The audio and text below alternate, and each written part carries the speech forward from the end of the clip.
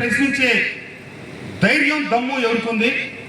ఆయన మాట్లాడిన దాన్ని, ఆయన చెప్పిన దాన్ని సమర్థిస్తా ఇక్కడ ఉన్న ఎవరైనా మాట్లాడాల్సిందే తప్పితే ఎవరు కూడా ఆయన నిర్ణయాన్ని ప్రశ్నించడానికి వీల్లేదు అని చెప్పి అంబటి రాంబాబు గారు చెప్పారు.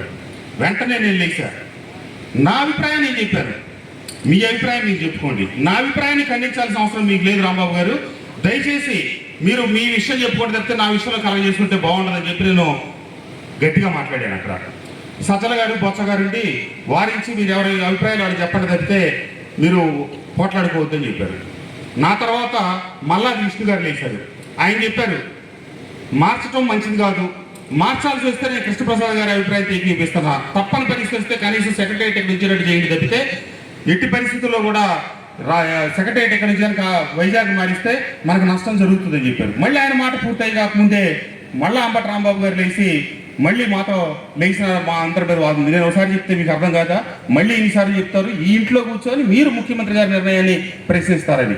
మళ్ళీ నేను మూడో పర్యాయం లేచి ఒకసారి చెప్పిన మాట మళ్ళీ మాట్లాడుతున్నారండి. ఆయన ఇక్కడ ఉన్న సభ్యులందరూ అభిప్రాయాలు చెప్పకుండా ఆయన అడ్డుపడతా ఉన్నారు, మా గొంతు నిలుగుతున్నారు, మీరు దయచేసి మీరు ఆపండి, మీరు మాట్లాడడానికి వీల్లేదంటే పెద్దలు వారించడం జరిగింది. ఎవరి అభిప్రాయాలు వాళ్ళు చెప్పండి కానీ ఒకళ్ళ అభిప్రాయాలు వాళ్ళు ఖండిస్తూ ఉంటారు.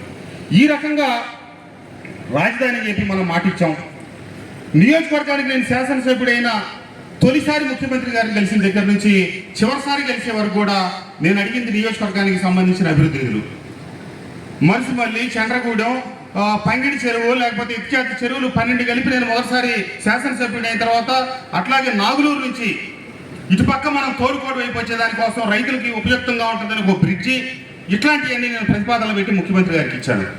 తొలిసారి ముఖ్యమంత్రి గారు తీసుకొని నాతో ఏం చెప్పారంటే, అధికారులు పిలిచి కృష్ణప్రసాద్కి మనం నియోజకవర్గంలో అభివృద్ధికి నిధులు ఇవ్వాలి, లేకపోతే కృష్ణప్రసాద్ ఆ దేవినేని ఉమా లాంటి వ్యక్తిని ఎదుర్కోవాలంటే ఇబ్బంది పడతాడు, కాబట్టి కృష్ణప్రసాద్ మనకి దగ్గర ఇప్పుడు 12 రిజర్వాయర్లకు డబ్బులు ఇచ్చేంత నిధులు లేవు, సంవత్సరానికి 2-3 చొప్పున పెట్టుకుంటే 5 ఏళ్లలో నువ్వు అడిగి 12-13 రిజర్వాయర్లు పూర్తి చేద్దాం, ఆ ప్రకారం అని చెప్పి స్వయంగా ఆయన ఆ నోటు మీద రాశారు.